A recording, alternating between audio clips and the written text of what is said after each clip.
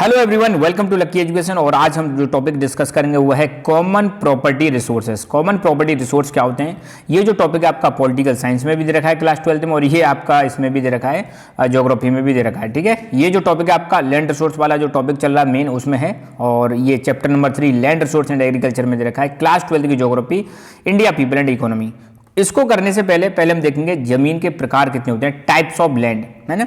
जमीन जो होती है वो ओनरशिप के आधार पर अगर देखें, ओनरशिप मतलब उसका मालिक कौन है, तो जमीन दो टाइप की होती है, या तो प्राइवेट जमीन होगी या फिर सबकी जमीन होती है जिसको हम कह सकते हैं सरकारी जमीन होगी। ठीक है, जैसे मान लो ये प्राइवेट कॉलेज है, अब प्राइवेट कॉलेज डेफिनेटली किसी व्यक्ति विशेष का होगा या ग्रुप का होगा, और एक जमीन ऐसी होती है जिस पर सबका अधिकार होता है, या गवर्नमेंट की जो जमीन होती है।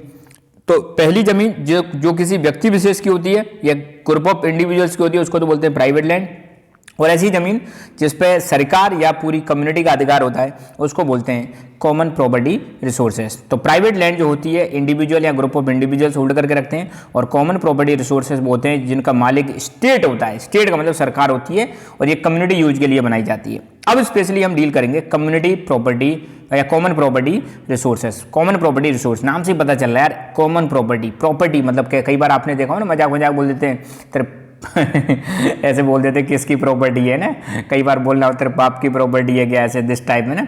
तो प्रॉपर्टी मतलब किसकी है, या तो सरकारी प्रॉपर्टी होगी या किसी व्यक्ति विशेष की प्रॉपर्टी होगी। तो कॉमन प्रॉपर्टी, कॉमन मतलब सबकी, है ना, ऐसी प्रॉपर्टी जिस पर हम सबका अधिकार होता है, हम सब उसको यूज कर सकते हैं, किसी व्यक्ति विशेष की नहीं होती, और ऐसी प्रॉपर्टी को हम बोलते हैं कॉमन प्रॉपर्टी। जैसे आपके गाँव में एक जमीन है, खाली जमीन पड़ी है, चारागाह वाली जमीन है, जिसको हम ग्रेजिंग लैंड बोल सकते हैं, पास्चर लैंड बोल सकते हैं, जहाँ पे कोई भी व्यक्ति जाके अपने पशु चरा सकते हैं। ठीक है, या फिर गाँव में एक टेम्पल होता है, क्या होता है, टेम्पल और टेम्पल के आसपास आप देखो, टेम्पल के आसपास भी क्या रहती है, जमीन रहती है। और ये मेन टेम्पल हो गया, इसके आसपास पेड़ पौधे लगे रहते हैं, ये भी कॉमन जमीन हो गई। गांव में प्लेग्राउंड्स होते हैं, सिटी में भी गार्डन्स होते हैं, प्लेग्राउंड्स होते हैं, है ना। तो ये सारी जमीन कैसे हो जाएंगी, कॉमन प्रॉपर्टी आ जाएगी, जिसमें हम सभी का अधिकार होता है। तो common property are the community natural resources where every member has right to access and use the resources with specified obligations without anybody having property rights over them. मतलब क्या है, ये ऐसे कम्युनिटी नेचुरल रिसोर्स होते हैं जहां पर प्रत्येक व्यक्ति को अधिकार होता है कि वो उन रिसोर्सेज को एक्सेस कर सकता है, यूज कर सकता है, मगर इनकी कुछ ऑब्लिगेशंस है। ऑब्लिगेशंस मतलब इनके कुछ दायित्व भी हैं। जब यार अब की मतलब कोई प्रॉपर्टी कॉमन है, आप उसको यूज कर रहे हो, तो कुछ आपकी जिम्मेदारी भी होती है। क्या ऑब्लिगेशन होती है कि आपको उनको प्रोटेक्ट करके रखना है ना, और यहाँ पे कोई भी व्यक्ति क्लेम नहीं कर सकता कि ये मेरी है ना, प्रॉपर्टी राइट क्लेम नहीं कर सकता।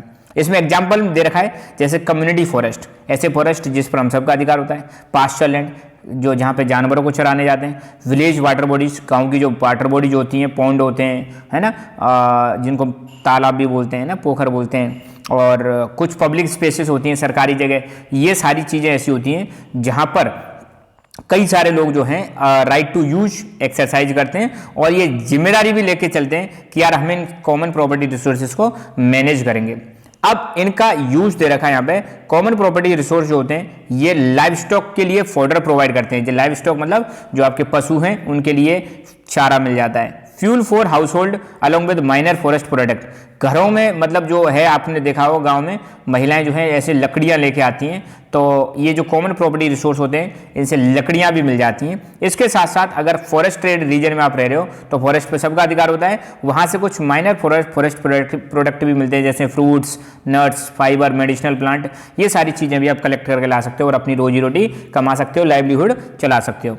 रूरल एरियाज में सीपीआर बहुत ज़्यादा जरूरी होते हैं, कॉमन प्रॉपर्टी रिसोर्सेज, क्योंकि जिनके पास ज़मीन नहीं है, लैंडलेस लोग हैं, और जब मार्जिनल फार्मर है, मार्जिनल फार्मर मतलब बहुत कम ज़मीन है, उनको हम बोलते हैं मार्जिनल फार्मर, या जो वीकर सेक्शंस हैं, क्योंकि इनके पास रिसोर्स तो है नहीं, ज़मीन तो है नहीं, तो ये अपनी इनकम के लिए लाइव स्टॉक पर डिपेंड करते हैं। लाइव स्टॉक मतलब पशुओं पर डिपेंड करते हैं, और पशु जो हैं इन्हीं कॉमन प्रॉपर्टी रिसोर्सेज में अपना चारा मतलब इनको यहाँ से मिलता है। ठीक है, तो ज़मीन कम होने की वजह से इनके लिए बहुत ज़्यादा जरूरी हो जाते हैं कॉमन प्रॉपर्टी रिसोर्सेज, जिनके पास ज़मीन नहीं है, या मार्जिनल फार्मर है, या वीकर सेक्शन है। ठीक है, महिलाओं के लिए भी कॉमन प्रॉपर्टी रिसोर्सेज बहुत ज़्यादा जरूरी होते हैं, क्योंकि महिलाएं यहाँ से गांव में आपने देखा होगा चारा भी लेके आती हैं, फॉडर, और फ्यूल का भी कलेक्शन करती हैं, तो इनके लिए भी कॉमन प्रॉपर्टी रिसोर्सेज बहुत ज़्यादा जरूरी होते हैं। तो बस इस वीडियो में इतना ही। Thank you so much.